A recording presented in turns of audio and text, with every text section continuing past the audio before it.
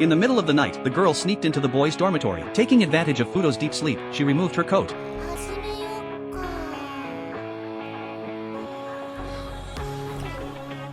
The pill she took was a sleeping aid. She planned to frame Fudo for infidelity, and she even took a picture to prove it. But instead of feeling guilty, she was excited and headed to the rooftop. Little did she know, this photo would bring her a bloody lesson. At that moment, the sky was filled with dark clouds, and a long-haired girl was heading to the rooftop. A short-haired girl with a scar on her face was already on the rooftop. Without her mask, she seemed a little fearful. Satori staggered as she climbed up, 落ち着いてって言ってるんだけどな。 and then grabbed the girl's hair, smiling as she said, "I don't have time for the mask right now." Suddenly, a voice came from behind. It was the legendary Empress, her words filled with murderous intent. She then produced the photo. The girl didn't understand. There was only one photo. Why was it in Karukiru's hands? Karukiru waved her hand, and the head of Satori in the photo was immediately slashed off. Karukiru's tone was filled with jealousy, and with a single motion, she tore the photo into pieces. Satori's photo fell to the ground, and the Empress stomped on it fiercely. Facing Karukiru's domineering attitude, Satori remained calm. Karukiru pointed at her and declared that she was a wandering spirit. ねえ。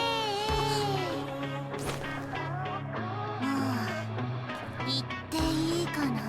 Then stepped aside to let Satori pass. The girl next to them felt uneasy. Something didn't feel right. Just as Satori was about to bypass Karukiru, she used her skill to seize the opportunity and try to kill Karukiru, but a drop of blood fell, and Satori was injured. Her Buddhist beads fell to the ground. Karukiru activated her passive skill. As soon as someone attacked her, she would reflect the damage back to them. Karukiru mocked Satori for being pathetic but said she wouldn't spare her. She prepared to deal with Satori. At that moment, the girl beside them shot an arrow at Karukiru. However, the arrow was blocked by Karukiru's passive skill. This allowed Satori to find an opportunity.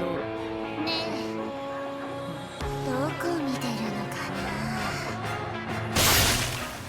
But unexpectedly, it was Satori who was hurt. Karukiru was ready to finish Satori off, but the girl stepped in and took the fatal blow. It turned out that the girl was Satori's older sister. As she lay dying, she whispered that she loved Satori. Satori, looking at her sister's dying form, expressed shock, as if she were an emotionless robot. The sister began to recall that she once enjoyed standing on high places, looking down at others, but Satori wanted to take her place. The sister had intended to push Satori off, but after Satori dodged, the sister fell instead. From that moment on, their identities and names had been swapped. Despite all that had happened, as Karukiru attacked Satori, the sister realized she should not have treated her younger sister that way when they were children. At this point, Satori didn't know what to do. She wasn't entirely devoid of feelings. Looking at the tears on her hands, this might have been the first time Satori cried. The past came flooding back to her, and she completely broke down, crying out in agony. But the deed had already been done. At this moment, the ruthless Karukiru killed Satori as well. Just then, Warabi arrived, riding her bear. She saw her sisters killed by Karukiru and thought about her own relationship with Fudo. Warabi knew she would meet the same fate as the two sisters. She jumped off the bear and, facing Karukiru, tried to avoid the fight. Then, Warabi used her exclusive sword skills. Karukiru sneered. At this moment, the bear assumed a fighting stance.